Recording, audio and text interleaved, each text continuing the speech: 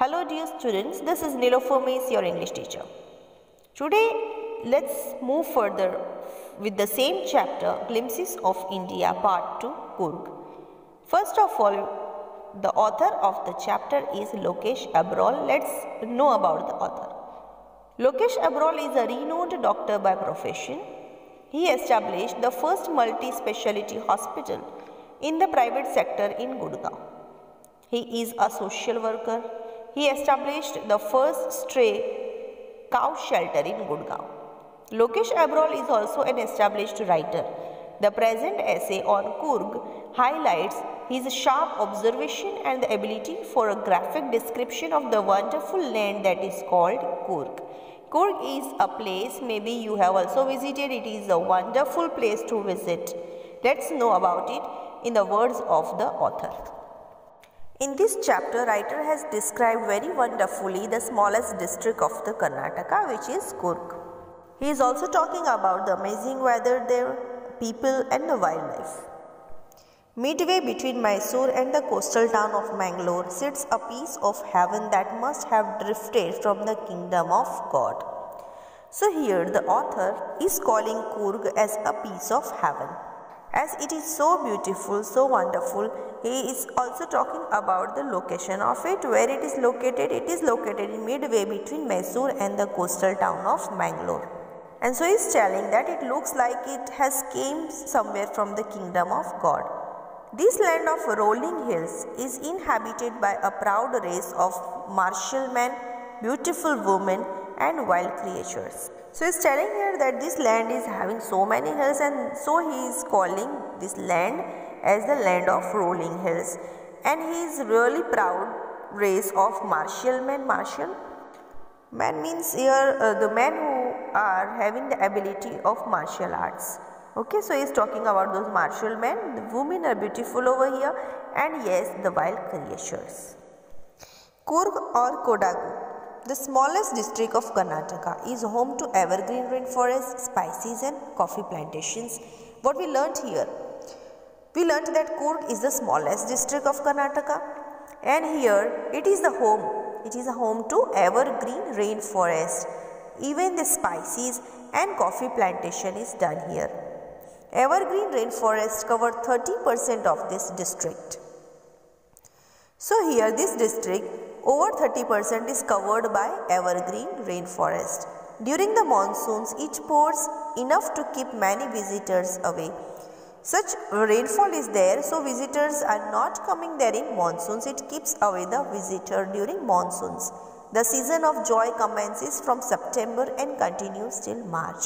So if you want to visit this place, the best timing is from September to March if you want to enjoy the place. The weather is perfect with some showers thrown in for good measure. So that time it is perfect. There are some showers only that you may even enjoy. The air breaths of invigorating coffee. You can get the fresh smell of coffee there in the air. Coffee estates and colonial bungalows stand tucked under tree canopies in prime corners. So in prime corners, it means in the most important locations. You can see colonial bungalows and coffee estates. What is colonial bungalows? It can be residential bungalows for the British colonial members. These bungalows are mostly found under the tree canopies. Canopies means umbrella-like structure of the trees. The fiercely independent people of Coorg are possibly of Greek or Arabic descent. So he is telling that people over there love independency. They love freedom. And then he is talking about their descent. So he is telling that most of the people over there are from the Greek or Arabic origin. Now he is telling about the story. He is telling two stories. In one story he is telling about that they might be from Alexander's army. As one story goes, a part of Alexander's army moved south along the coast and settled here when return became impractical. By this he wanted to tell that it might be clear that why they are from Greek origin. So by this story is telling that a part of Alexander's army came here in the south along the coast and they settled here, and they were not able to return from here that when return became impractical, it means they would not return. These people married among the locals and their culture is apparent in the martial traditions, marriage and religious rites, which are distinct from the Hindu mainstream. And so those people from the Alexander army, they stayed over here and they married with the local people over there. And that's why their culture is apparent.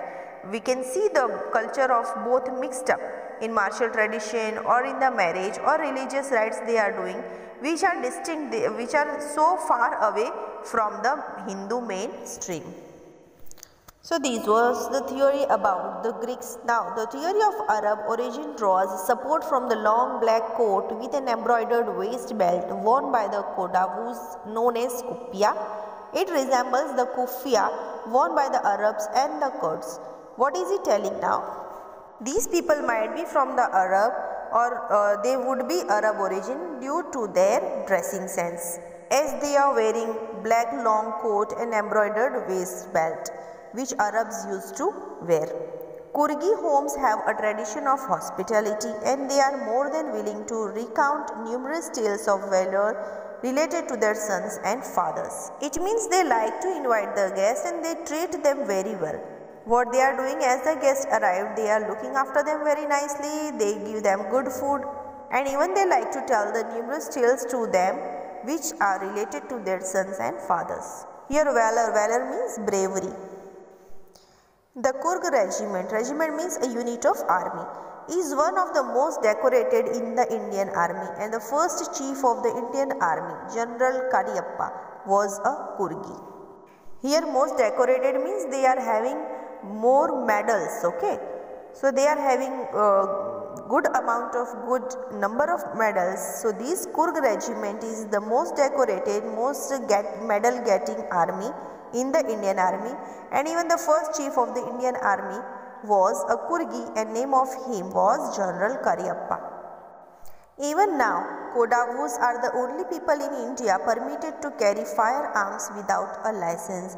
It means these are the only people who can keep firearms, the guns, and they don't need license for that. The river Kaveri obtains its water from the hills and forest of Kurg. Mahasir, a large freshwater fish, abound in these waters. Now here narrator is talking about the other things of the place, its beauty. So first he talked about the river Kaveri, which is getting water from the hills and forest of Kurg. Secondly, he is talking about a large freshwater fish named Mahasir, and here in these water they are getting this fish.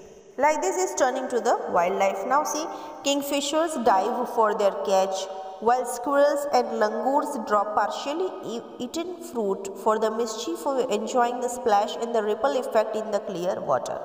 First he talked about the fish, then he talked about the kingfishers also who dive for their catch to get the fish from the water, and he is talking about the squirrels and even the langurs, those who are dropping their eaten fruit in the water so that they can enjoy the splash of the water, and water is also very much clean. Elephants enjoy being bathed and scrubbed in the river by their mouths. If you visit there, you will get to know very clearly this, the elephants are enjoying there and they are scrubbed by their mouths in the water. The most laid-back individuals become converts to the life of high-energy adventure with river rafting, canoeing, rappelling, rock climbing and mountain biking. These are all the activities done there by the tourists or maybe the people over there. River rafting, canoeing, rappelling, rock climbing and mountain biking. These are the high-energy adventurous activities which are done by the individuals there for enjoyment. Numerous walking trails in this region area favorite with trackers, birds, bees and butterflies are there to give you company if you go for trekking over there. So these birds, bees and butterflies you will get in your company. Macaques, Malabar squirrels, langurs and slender lories keep a watchful eye from the tree canopy. See now here what happened when you are going for trekking in the forest area. So you can see all these wildlife over there. I do, however, prefer to step aside for wild elephants. Even you can see the wild elephants moving from here to there. You have to step aside if you see the wild elephants crossing the path. The climb to the Brahmagiri hills brings you into a panoramic view of the entire misty landscape of Coorg. If you climb Brahmagiri hills over there, so from there you can see entire Coorg landscape. You can see the view of the entire landscape of Coorg from there, which looks very beautiful. A walk across the rope bridge leads to the 64-acre island of Nisargdham. So there is a rope bridge. When you walk across it, there you will reach an island named Nisargdham.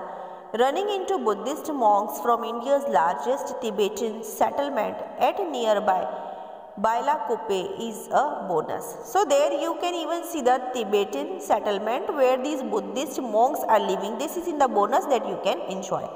The monks in red, ochre and yellow robes are amongst the many surprises that wait to be discovered by visitors searching for the heart and soul of India right here in Coorg. So you will get the heart and soul of India. As the visitors, you will discover over there many surprises in which along with the heart and soul of India right here in Coorg. So in this way the narrator has described Coorg very magnificently, very beautifully. We even enjoyed the visit over Coorg. Hope you will visit by yourself if you have not visited, and stay home, stay safe. Thank you. If you have any doubt, you may call me.